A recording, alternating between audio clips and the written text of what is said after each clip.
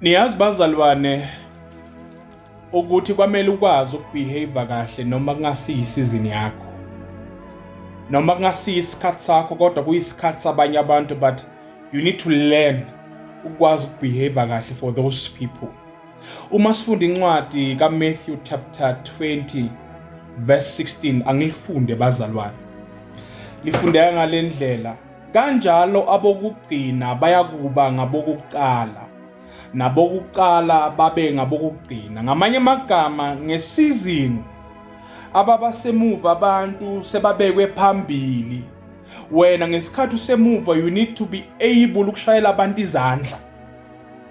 Ngesikhathi wena usesemuva kodwa uNkulunkulu kube nabantu abathatha kuwe kule position okuyo wena wabandlulisa wababeka phambili. You need to learn to be able to celebrate people. Uma abantu ba-achievile shayela abantu izandla. Uma kunomfundiso wenza kahle mbongise umshayela izandla. Ngoba wena usemuva okusho ukuthi it's guaranteed ukuthi nawe one of the good days uNkulunkulu uyokuthatha emuva akubeke phambili.